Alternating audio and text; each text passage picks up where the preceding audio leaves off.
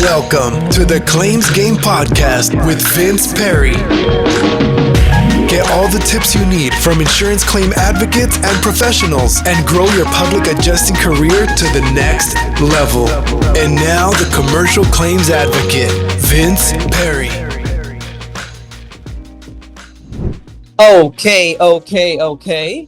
I'm very excited because we are not introducing somebody new, because you should already know who this person is, but we are introducing a new little segment that we're going to be doing on a monthly basis with my good friend and colleague. And he's going to get mad at me because I'm probably not going to allow to say that, because if they ask in a deposition, there's going to be some kind of issue with that. But the point is David Farber is here. David Farber, say hello. Hello, everybody. And what I meant by good friend and colleague and all these things is just that we've known each other for a long time. We've worked a lot of claims together over the last, I've been a PA for 15 years and I met you a year in, so basically 14 years. And not all of my claims have gone to David Farber, because we always allow the client to choose whomever attorney they want. So let's have that disclaimer here. Anton, when you're editing the video, put disclaimer. But it's good to have you on, man. How are you? I'm doing great, man. Thanks for the introduction. It's always great to see you and spend a little time with you talking about public adjusting and the current state of things in insurance claims. So before we get into a little bit more of a background on you and an introduction on you, because it has been a while since I've had you on the show, I do want to just get right to the point. We were talking about one of my latest videos I did. I put how to work claims across the United States. It's not as easy as people think, right? Because it really isn't as easy as just, at least for us on our end, and I know it's even more difficult for you guys, but on our end, it's not as easy as just simply applying or taking a test and getting a license. There's the actual, not only the operations portion behind it, but just all of the little intricate different details of not only the law, but the statutes and the requirements and the timelines and all these different things that are in every state are that much different. And you were just telling me how you just came back from Tennessee. You met with a public adjuster out there, and you were basically telling me about the same thing, where there's all these different things that are going on. And frankly, a lot of these attorneys don't even know how to handle it. Yeah, it's kind of scary, to be honest with you. I mean, we were very fortunate, or have become skilled from being attorneys in Florida, where we tend to be a litigious state and we tend to have a fair number of natural catastrophes, obviously hurricanes. And therefore, we have a lot of claims and lawsuits and litigation that happen. And back in the day, there was only a number of attorneys that were handling these cases. When I used to be a defense lawyer, there were probably only like 12 lawyers. I know I'm dating myself, or 12 law firms that handled this sort of stuff. And then when I came out, I'd like to say I was like number 13. And then we stopped with the good law firms around 16 law firms. I'm just kidding. But there was an explosion, obviously, that happened with Hurricane Irma. And in 2017. And so what happened was a lot of attorneys got into the industry who didn't otherwise know how to practice in this area, and they just assumed it's like any other practice area, something like personal injury. And insurance law has a lot of intricacies and a lot of detail, and people aren't used to dissecting policies and understanding these intricacies. And it's even worse across the nation, which is what we were talking about before we came on, which is I thought it was, bad in Florida because a lot of other folks had jumped in and didn't know. And obviously many have gotten proficient over the years. So I'm not knocking everybody in the state of Florida past the number of 16 firms. Obviously, there are other good law firms that have developed over the years. But across the nation, it's completely different. Florida also had the benefit of attorney's fees and costs. So it was an attractive jurisdiction for attorneys to litigate in, because ultimately it made the policyholder whole. It was a very good benefit that you could say to a policyholder, hey, listen, I as an attorney am going to do my best to actually operate like I wasn't even involved in your case. I'm just going to go in there and I'm going to do the best job I can, and I'm going to try and get you as much money as I can. And it's going to be like you never hired me in the first place, because you're only going to have to owe the public adjuster, and the insurance company is likely going to pay me the attorney's fees and costs in addition. We no longer have that benefit, and we've now joined the rest of the nation, or many states within the nation, that do not allow for attorney's fees and costs. So, long story short, when you get into other jurisdictions who didn't have an attractive climate for these type of cases because of the attorney's fees and costs, the attorneys are not tremendously proficient in this area, and they do not know how to bring a case from A to Z, which is why I've had to step in nationally to help a lot of law firms bring a case from beginning to end so as to achieve an appropriate and just resolution for a client. And I've now moved my practice to the state of Tennessee, moving in the sense that I'm now operating there as well, because some of the things that I've seen just kind of blow my mind on both sides of the table, to be honest with you. Interesting. Very interesting. So yeah, so Florida is basically the school of hard knocks, where we have been dealing with insurance claims for quite some time now, and basically throughout the entire country, it's all kind of new to a lot of these guys, huh? I'm assuming on both sides too, because we're working pretty heavily in Connecticut, and adjusters are meeting us out there. The insurance adjuster, they're like, "Who the hell are you?" Well, You know? it's more than that, right? It's exactly what you're doing with the education aspect of things. People in Florida, most or some or large percentage, know who a public adjuster is and what a public adjuster does. Still, you'll still find people where you'll say, I'm a public adjuster, and they'll say, what's a public adjuster? Even in the state of Florida.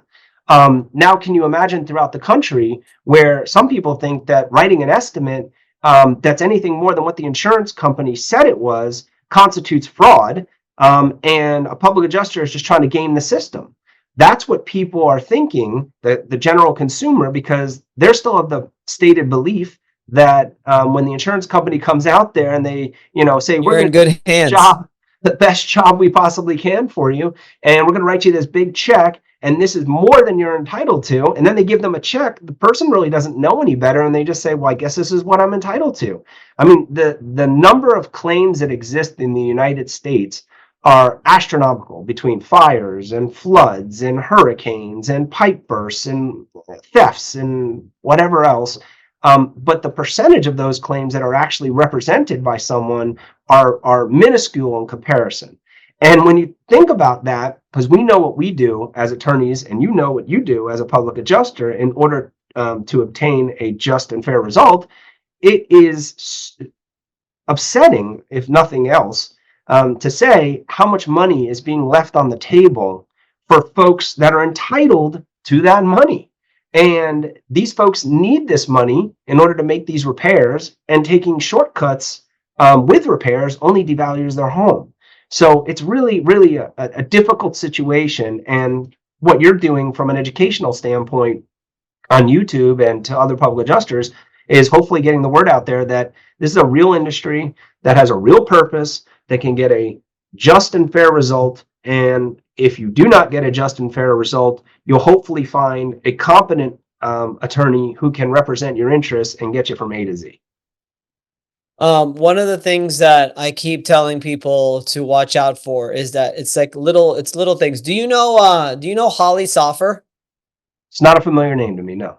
She's an attorney, but she actually specializes in, what's the word I'm looking for? I could maybe look up her website, but she actually specializes in making sure that the public adjuster has their contract correct and understands all the different, I guess, laws that we have to abide by in every particular state. So what she does, she basically, I'll apply for a state and I will get my license. But in order to get my license, a lot of times I have to submit a contract. Well, I will let her know, and she will basically put the contract together for me, the last updated, most up-to-date, proper legal contract, so I could submit to the state that I will ultimately use. But then she also sends to me, what does she call it? She calls it, it's like a Word document though. It'll just be like anywhere from 3 to 15 different things that this particular state requires, like making sure, like some I can't solicit until 48 hours after a storm, or there's no door knocking allowed, or there has to be a licensed representative at the house, or we have to wear a badge.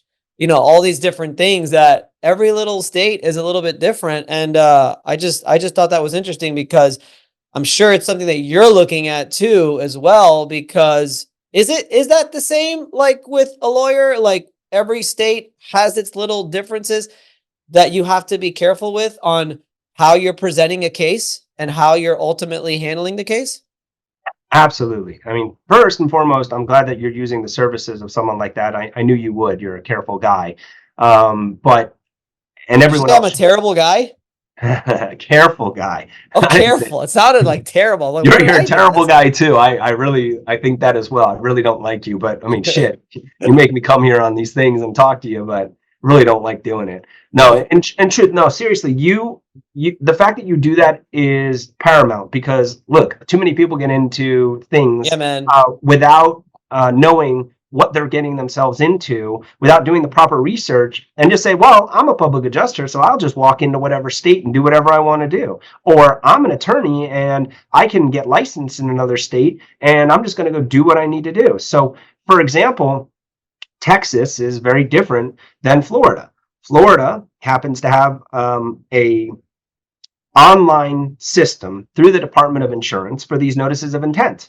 And there has to be certain precepts within the notice of intent that are relatively vague and ambiguous as to what it needs or what it requires, because undoubtedly, no matter what you file, the insurance company is going to say it doesn't meet the requirements of whatever and should be thrown out. I mean, it's typical. Nevertheless, they still pay whether you file an alleged deficient notice of intent or not. But you need to know that that is in Florida a precursor to being able to file a lawsuit, because if you file a lawsuit, it's ultimately subject to dismissal now without prejudice, which is gonna start you back from the drawing board from the beginning. Okay, Texas has a requirement, the DPTA, which is a pre-suit letter that ultimately tells the insurance company, hey, listen, we're going to give you another opportunity to evaluate this claim if you want to do a reinspection, and you have to have all sorts of things within that letter. And if you don't have those sort of things within the letter and you file a lawsuit, you may not even be entitled to attorney's fees and costs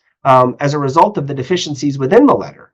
So you'll be subjecting your client to a loss of God knows how much money if you can't at least preserve the right to be able to get attorney's fees and costs. And every state has some sort of nuance to it, as well as the common law, because states operate differently than other states, in the sense that our case law doesn't mean it will transfer from one jurisdiction, Florida to Texas, or Texas to Tennessee, or Texas to New York, or any of the other states, um, as one would imagine. You have to research every nuanced issue to make sure that that state still holds the same proposition to be true. Because if you don't, again, you'll walk into it and you'll make an argument. And if you haven't done your due diligence, the first thing the court is going to do, or defense counsel, if he's a good defense counsel, is going to say, I'm sorry, lawyer, but that's a wonderful argument in Texas or Florida or whatever. Right. But that doesn't fly here. And now you've lost all credibility with the judge. And if you've got multiple cases with that judge, he's going to have a tough time trusting your position in the future. So, yeah, you got to be careful. So what are some of the things that you're doing to make sure that you're prepared? Because, yeah, I know obviously you're a veteran in Florida, and I know that you've been working claims for a while in Texas as well. But what are some of the things you're doing as you step into a new state like Tennessee to make sure that you're prepared? Well, first, not sleeping at night tends to That makes two go. of us. Hey, you're not alone, buddy. Next time I'll call you at 3:30 in the morning. Hey, man, I'll be up for sure. I am constantly trying to get educated in as many ways as I possibly can. And, the best way to do that is to have a network, right? Of people that you know, like, and trust. And some of the folks in Tennessee, in particular, some of the public adjusters that I'm working with, have done the legwork in some respects to try and figure out a lot of the beginning points or the issues, because I'd say, hey, listen, these are the things and the propositions that I know to be true in Florida. Do you think that they hold true in Tennessee or New York or Texas or whatever the case may be? And they'll say yes, no, maybe. And they'll say, I've seen it in this scenario and I've seen it in that scenario. Many public adjusters are very educated and sophisticated and do their research, even though they're not allowed to do the unauthorized practice of law. But in today's information age, anyone can get on the internet and find case law that supports their arguments. They can't make those arguments. And of course, I'm not supplanting somebody else's research for my own. I only use it as a starting point. And then, of course, once I start researching it and understanding it and doing the differences and the variances, then of course the next thing I do is develop my own arguments. And then finally, before I actually step into court, again, this is my procedure, I'm going to reach out to a fellow lawyer who's either practiced in Tennessee or Texas or whatever and say, listen, I want to make sure I'm not misstepping here. Is there anything that I'm missing? For example, in Texas the other day, I wanted to make sure that nobody was sending to the Department of Insurance the notice of intent letter. I would have just assumed, and has been always my practice, to send it to the Department of Insurance. In that particular case, I was advised that's not something that's within the statute. I looked at the statute. I agreed it wasn't in the statute, and therefore likely not required. What I found out, which is interesting, is that insurance companies are certainly emboldened to maintain their current positions in Texas. And some of them, I mean, I literally sent my, and I'm just giving an example of one I did recently. I sent my my notice of intent yesterday, laid it all out, told them why they messed up, which is clear on its face. And today I got a response saying we're standing on our decision. We're not evaluating anything. We're not listening to you. We have no position on this. We're standing on our decision. And I'm just like, hey, man, that made it easy. We're going into litigation. I have no problem with that. I've now satisfied what I needed to satisfy, and now I can get my potential attorney's fees and costs. I'll tell you, a direction that we're headed in at Elite Resolutions is quite honestly the good. So yes, in other states I've noticed it's definitely, it's not the wild, wild west like Florida, I guess, where quite frankly, not afraid to say this in a podcast, a lot of it was just like, where do you want to be? Right? We're at 100,000, you're at 20,000. Let's take a look at this estimate and let's figure something out. Right? Obviously, as long as there's coverage and the policy suffices and all that. But, obviously it's a little bit more difficult. One of the directions that we're headed in is sort of like you, right? You're sort of looking at other attorneys to try to help you. We're looking at other public adjusters throughout the country to try to make sure that we're doing everything that we're supposed to do. But also, we're always open to bringing on former company adjusters as well, because the good news is that the insurance industry and the insurance company not only gives us a hard time, but quite frankly, they give their own employees a hard time as well. And a lot of them aren't happy with the position that they're at and with what they're doing, and they want to jump to the other side. It's just hard to find an opportunity. So we're always open to speaking to and also bringing on and employing actual former company adjusters because they got a leg up. Well, they do and they don't. Well, the mindset has to change, but I've noticed that only takes a few months. And I appreciate and I understand that. But the one thing that you have to remember is that they received a lot of bad training to begin with. Now, some of them have been very properly trained and are excellent adjusters. Finding those are few and far between. As with most things in this world, you either got it or you don't. Or you either want to take the time to invest in yourself to get it, or you don't. And if you want to half-ass it through life, that's your choice. However, those people who are on the forefront of making a change are going to invest in themselves and make sure that whatever they bring to the table is the best that it can be. And so if you're finding adjusters, whether they be defense adjusters or public adjusters or whoever the case may be, who has that mentality and has had that mentality from the beginning, then I agree. Go ahead and hire them and train them and show them, a different way of looking at things. But I'd always be hesitant because whenever I take the deposition of some of these field adjusters, I'm just like, I can't even believe you're a field adjuster. I mean, I know you got a license, but nobody trained you. You didn't shadow anybody. You never went out to any inspection with an engineer or a plumber or anything. You readily admit you have no experience or background or training or skill as it relates to the identification of water damages. You've been told to only look at things visually. I had one adjuster testify yesterday that the insurance company actually instructs them not to use moisture meters when investigating water losses. I will say though, yeah, stuff like that. Even though they have one. Stuff like that, that's not even so much a lack of training as that's just them. It's just another tactic for them to find a way to underpay and just give them a leg up on using the policy to their advantage. But I will say honestly though, David, man, come on, I talked a lot. How many public adjusting firms actually train their public adjusters? And how many actual educational platforms are there besides mine? Jack Hanks has got one, Matt Mulholland's got one, Cal Spoon has got one. After that, I'm sorry if I'm leaving somebody out, but I'm pretty sure I'm not. It's not very good on our side either.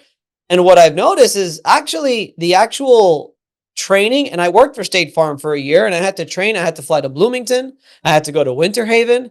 I had to get actual training before I even started handling any kind of claim. Is it good training?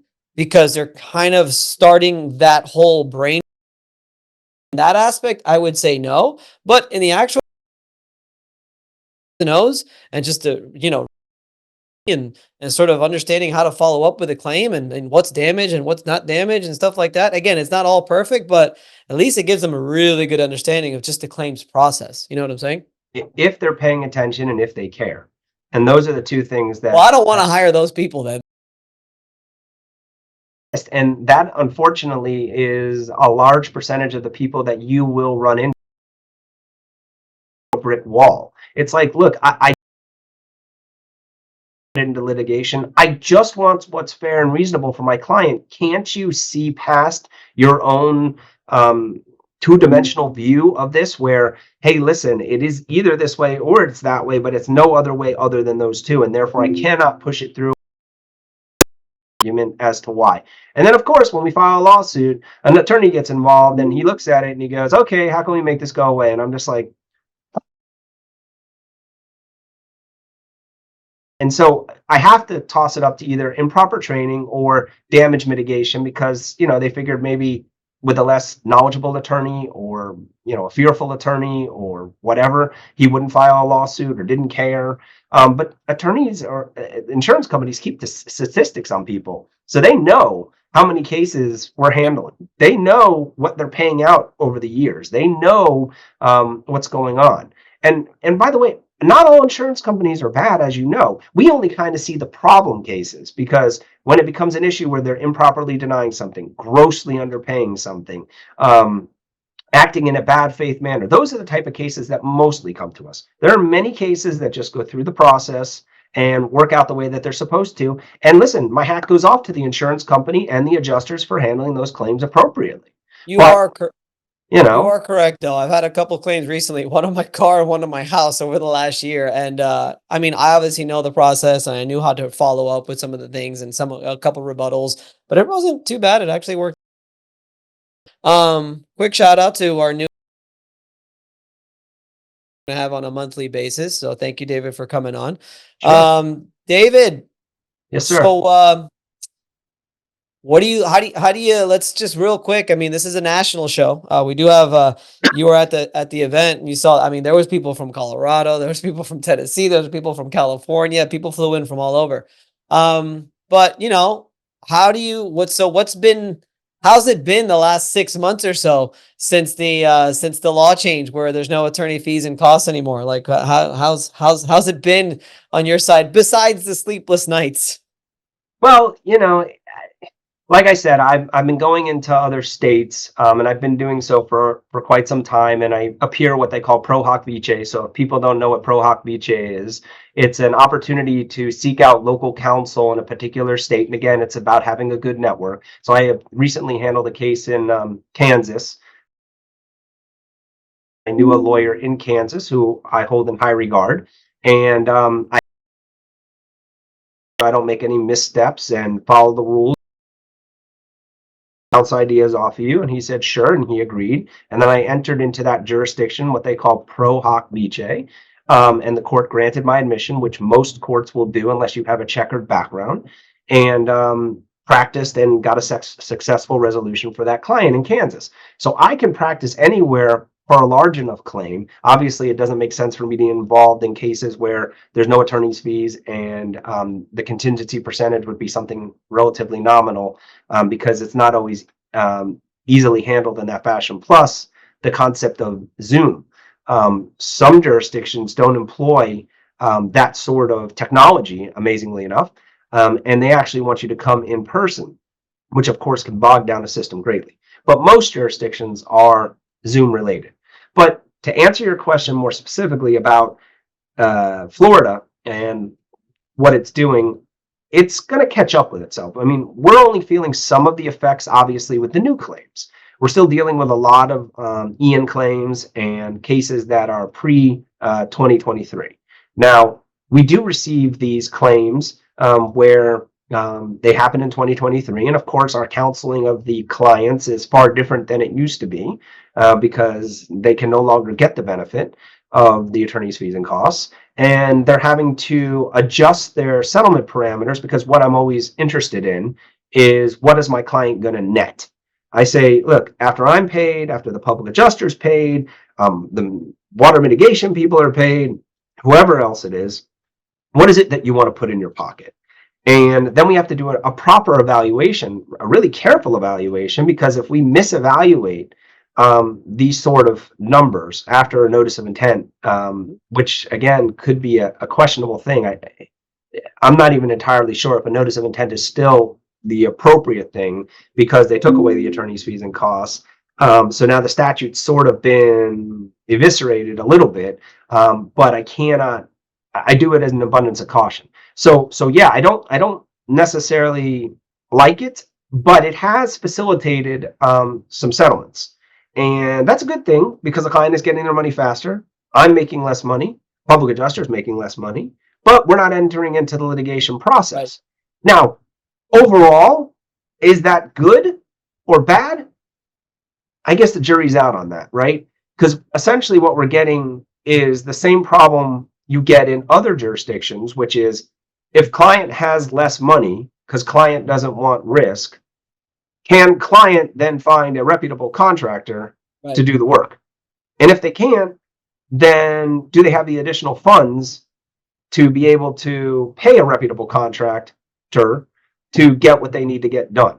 And that, of course, scares me because we live in a state where if you don't have proper contractors that are doing proper work, you're going to have the next argument of defective installation when a subsequent claim happens or whatever the case may be, or you're going to have additional damage when a hurricane comes or something happens and maybe roof tiles become a projectile, and then you're dealing with life, liberty, and things of that nature, which could be dangerous.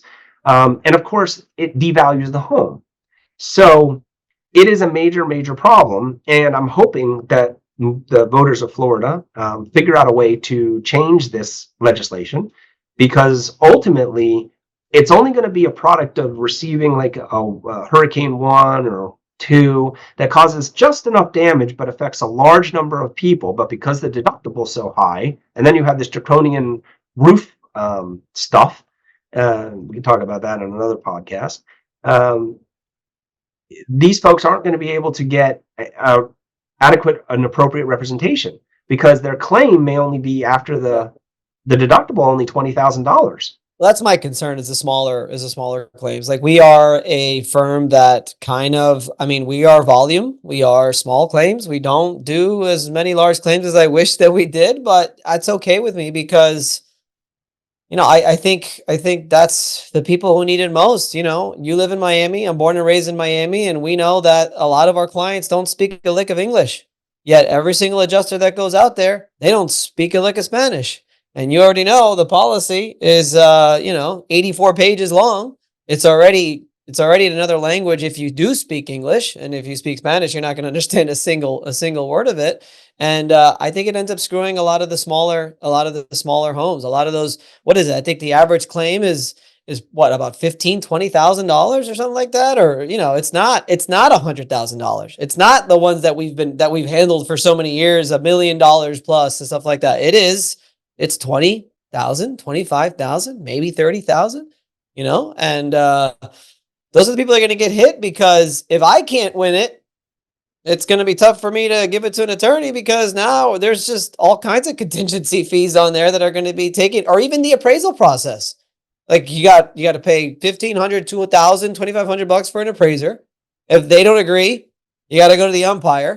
So now you got to pay an umpire, an appraiser, and a public adjuster. Even without using an attorney, you're left with nothing. So it's pretty rough, man. Pretty rough. Yeah, look, it's not going to stop my firm from taking some of those cases sort of to help people and serve as goodwill to my community.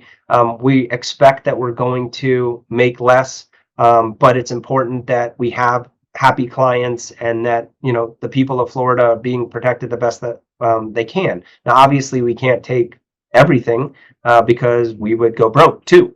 And if insurance companies don't man up, for lack of a better word, and do the right thing, and they want to make it extremely difficult to prevail on these things, it's going to be a real problem and a nightmare, because once you actually get into litigation, and I presume public adjusters are counseling their clients, well, not counseling, but letting them know that there is no free lunch when you get into litigation, that there's a potential possibility, and most likely a possibility, of what they call a proposal for settlement.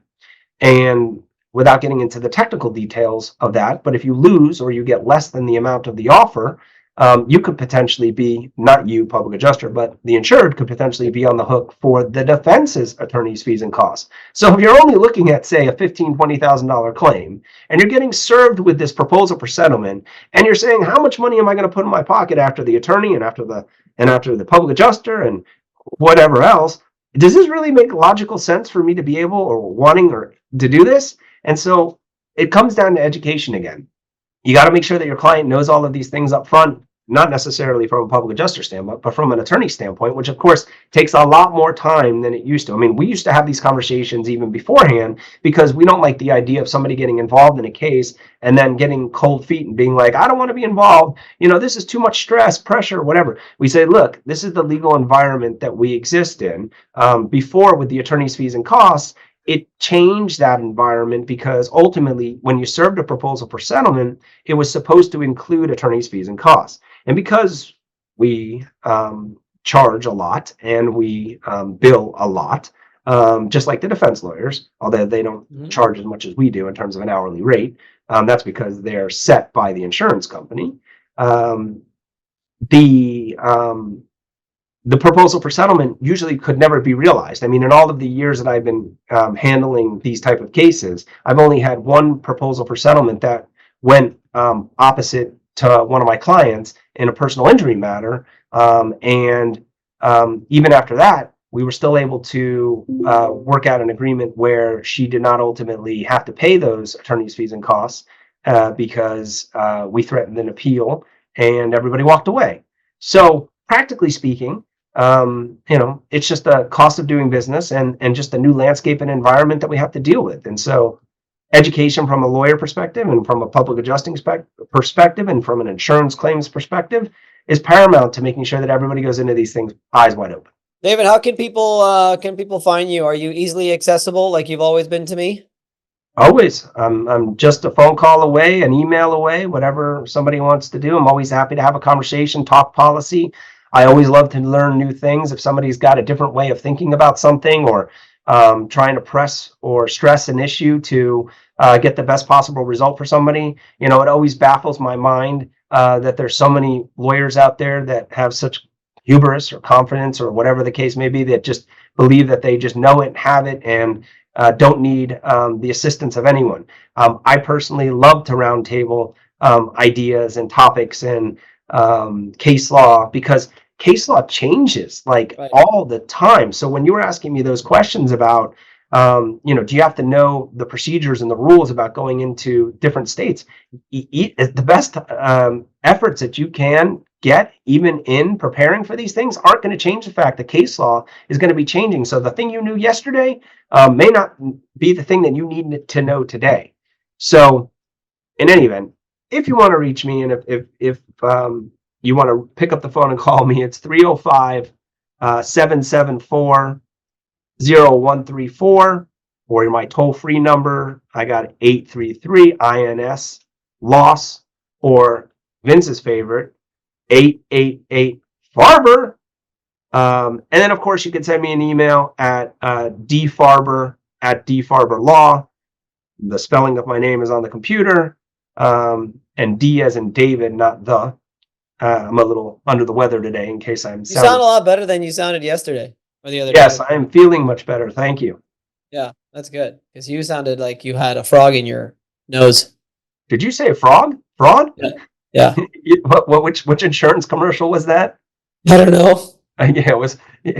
I remember that they were talking about frogs and fraud. Did I tell you? Did I tell you what my big, hairy, audacious goal is? No, tell me. A Super Bowl commercial. Wow. Which Super Bowl? Because it's always State Farm commercials, and it's always Allstate commercials, and it's always State Farm Arena, and it's always Allstate Stadium. Like our big, hairy, audacious goal is my big, hairy, audacious goal. It doesn't even have to be, honestly, to be honest, I don't even care if it's Elite Resolutions or not. I want a public adjusting firm to have a Super Bowl commercial. And I want a public adjusting firm to have their name on a freaking stadium. I Well, feel like that's the only way that we will be able to accomplish my other big, hairy, audacious goal, which is to never have to answer the question again of what is a public adjuster? Hey, what do you do for a living? Oh, I'm a public adjuster. What is a like every time, David, every time, 15 years I've been doing this. And even in Florida, it's the same thing. It depends on what mood I'm in. If I'm ready to actually give an explanation, then I'll say I'm a public adjuster because I know what the follow-up question is. Or I'll say I'm a public adjuster and they just look at me funny. They're like, oh, okay. And I'm just like, do you know what that is? No, I have no idea. I'm like, okay. And then I'll explain it. Or I just say I'm an insurance adjuster and then I walk away. well, I think if anyone can accomplish that big, hairy, audacious goal, it's you. I think you need to decide which Super Bowl year you're interested in attempting to have this Super Bowl commercial. Why? And obviously the reasons that these insurance companies are able to have those commercials, because there is no better business than being in insurance, because they essentially sell you air. And then when you ask for that air back, because you Bite have it, tooth and loss, nail. it's like that's not your air, that's our air. And if you want it, you're going to have to pry it out of our cold dead hand. And so There's some smart people though, man. Like that they're for sure. yeah, dude. Like they know what they're doing business wise, and honestly, just the whole. I remember going through like a little bit of trade, like the whole underwriting department and determining risk and stuff like that. Like that's some intense stuff. Look, insurance controls everything. Everything It has so much in terms of jobs, and the and it stock trickles market. down in every aspect. And they have these actuaries, obviously, like you were mentioning, and they're able to figure out risk, as to what I'm going to eat for breakfast tomorrow. I Yeah, mean, it's amazing what you can do with enough information. And as we get down to more nitty gritty with AI, I guarantee you, insurance companies and conspiracy theory, are running analysis of folks to determine which policyholders would be a good policyholder to advertise to, who would not potentially file a claim because they don't have a history for of sure. wanting to rock the boat. And if that's not already occurring before AI, it's going to occur in the future and other aspects of that. And so, we're always operating from behind the eight ball. And I don't know much at all about the health insurance industry, but I do hear that the health insurance industry is much worse than our industry. Well, I mean, I've dealt with some health insurance claims, and some denials and things along that line. And yeah, for sure. But I find that they're less than our claims because they're more prevalent. I mean, yes, everyone's having healthcare and everyone's having claims and things along those lines, but it's not every day that people are having massive surgeries, or need experimental drugs or whatever the case may be. They exist for sure, but not on the level of, for example, Tennessee just had a record-breaking freeze that an entire area just had When was that? pipes just broke. While I was there this weekend, I checked into my hotel and I'm like, look at all these dehumidifiers. I'm like, what happened? They're like, our pipes froze and they exploded all over our hotel. I'm like, oh, hotel loss. It's pretty serendipitous. And I Did just you speak walked. to anybody? Come on, you got to use your gift of gab there. Yeah, I mean, I more or less said, look, because again, I don't like to necessarily be first to the draw on this sort of thing. I said, hey, listen, I'm meeting with a public adjuster in a little bit. If you'd like to speak with him about, presenting your claim, and be happy to help. Serve Pro was on the scene in 2 seconds. I was just like, this is humorous. But I got a referral yesterday because of a nightmare of ServPro, that they were just a nightmare. They weren't doing anything right. Like, they were just setting up a bunch of machines, blowing mold all over the place, and it was just a disaster. yeah, in some franchises of that Serve Pro, and I believe they're franchises, All of them. I actually know a couple ServPro guys that are actually really good guys. they do a great job. Yeah. Some of them do a great job, but others, they don't have a clue, and they're causing more damage. And again, that's why people like you and me exist, to, again, hold them accountable for the things that they do, especially when they're doing it on behalf of the insurance company. Yeah. It is a difficult business. It's a complicated business, but it's a business that's necessary, and should be exalted, as opposed to put into a dark little corner and said, "Don't talk about that." It's It should very be odd. talked about. It should be talked about everywhere, That's because why, hence the big, hairy, audacious goal. why don't you start with maybe getting a Goodyear blimp? Get a little sign. That's probably more effective, or attention grabbing. Maybe Well, you can. no, I actually heard that, and the reason why that also became my goal is I actually heard also that the price of a Super Bowl commercial, they say, is actually undervalued. Believe it or not. All the millions upon millions upon millions of dollars is because of the amount of eyes that you get on that commercial are like, you can't get it in anything else. Like, in the entire planet is how many people watch the Super Bowl. Well, For now, until somehow, some way AI gets involved and you record it and you watch it. I don't know. But commercials are I big wonder there. if it's the statistic, because that's pretty much one of the few things that people really watch anymore, without Yeah. like Netflix or Hulu or Disney Plus or all of those things. It's like, people ask me all the time, "Did you see the commercial about the such and such?" I'm like, I don't watch normal TV. I don't I don't sit there through a commercial anymore. But what do you get excited for when you have a Super Bowl? The commercial, Commercials. Yeah, right? Not to exactly. say that, I mean, of course, if your team's in it and you're excited about football, then that's a different story. But a lot of the times I'm like, cool, I can't wait to see what commercial. And there were some good personal injury commercials, that they can get away with some stuff in Texas that I was like, impressed by. But they need one of those for public adjusters. So you should start scouting that out now. I'm telling you. Well, I'm just throwing it out to the universe first and see where it happens and see what happens after that. All right, David, Yes, sir. we are finished. All I want to right. thank you for coming on. Okay, guys, David Farber is the man. We're gonna start having him on much more often. I think it's only right. He's a strong supporter of everything all the crazy ideas that I've had over the last several years here, and I truly appreciate that. And he just knows his stuff, and I think it's pretty cool that you're branching out into other states. I think unfortunately we're at a point in the business where it's kind of the right move. We'll see where we're at in 5 or 10 years, right? I'm sure you and I will still be trucking along in this business. But I do want to thank you for coming on. I do look forward to speaking to you on the show on a monthly basis. And if you guys want to contact David's super accessible. I always tell the story when we first met. That's all I asked him for, was to be accessible, and he's always been that. So if you guys want to shoot him a message, we'll leave all of his contact information here below. Make sure that you've got the Instagram channel, right? You've got Facebook, you've got all kinds of stuff. Any kind of way that you could reach out to David if you have a question. He's also in our Facebook group as well. And you'll be seeing a lot more of David. David, thanks for coming on, man. Thank you, Vince. It's a pleasure as always. Great seeing you. To all your listeners out there, whatever you need, I'm here to be a resource for you. As Vince said, I'm pretty accessible in multiple different ways. Instagram, you want to go ahead and like the page and follow and all of that good stuff. Send an email. I'll respond as soon as I'm able. Telephone, we'll get back to you.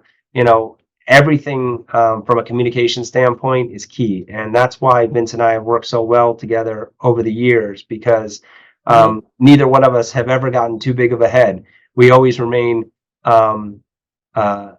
amenable to making sure that we provide the best quality product for our clients. And the only way to accomplish that is through communication. So thank you, Vince, for always being there, because I've learned a tremendous amount from you as well.